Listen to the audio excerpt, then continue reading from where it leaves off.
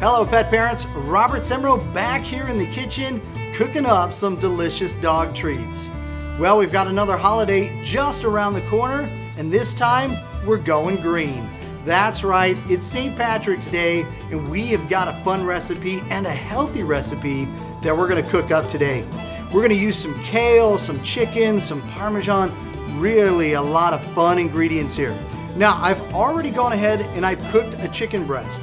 One chicken breast, 350 degrees for about 20 minutes, and then I've gone ahead and I've chopped it and diced it so that we can mix it right in to our delicious treat here. Now, we've got to get our puree going, so I'm going to go ahead and get that moving here.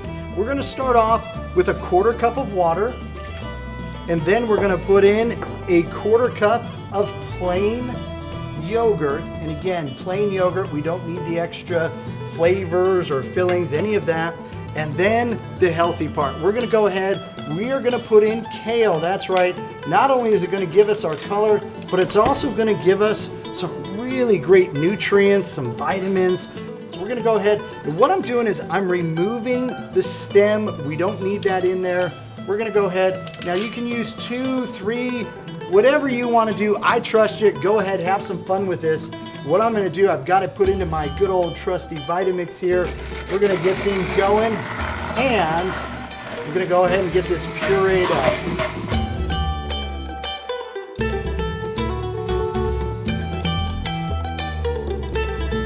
All right, we've got that blended up really well, so I feel good about that. That's gonna serve as our liquid base here.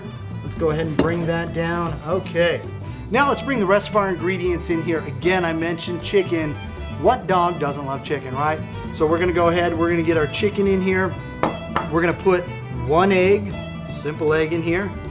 We're gonna put in a tablespoon of grated Parmesan cheese, as well as 1 cup of brown rice flour. Now, I prefer to use brown rice flour, but again, folks, you can use whatever kind of flour that you and your dog prefer. We'll get that mixed in here. And now it is time for our super green puree here. We're gonna pour that on in. I'll go ahead, take my spoon, get the last of that out there. Let's get all the extra vitamins and nutrients we can.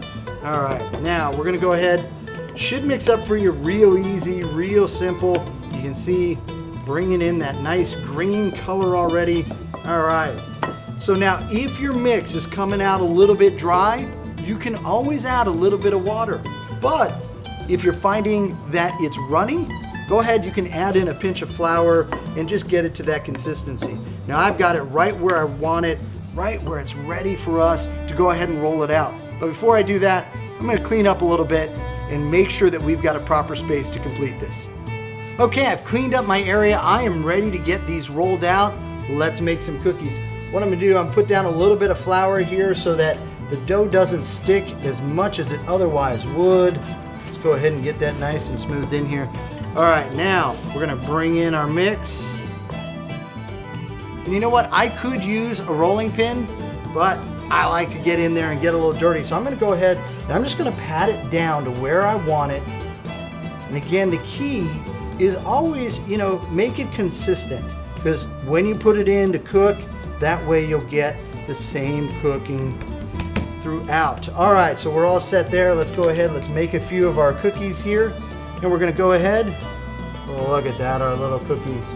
All right, so as that's going on, I wanna share with you, whatever favorite cookie cutter you have is also gonna determine how many you're gonna get of any particular recipe. We're gonna make probably about, with this size of a cookie cutter, probably a good 24 to 36 of them. So I'm gonna go ahead and I am going to cut out all of our different chicken here, and we are all set.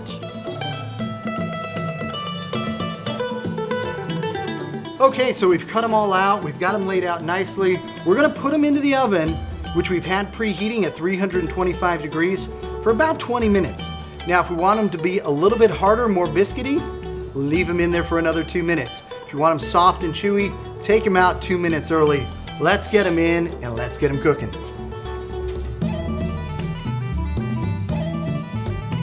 All right, folks, we went ahead, we let them rest for a few minutes after they were done.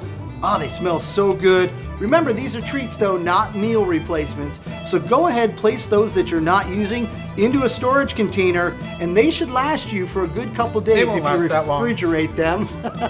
And as you can see, they're gonna be quite popular not only with your four-legged friends, but maybe a few two-legged friends as well. Happy St. Patrick's Day, everybody.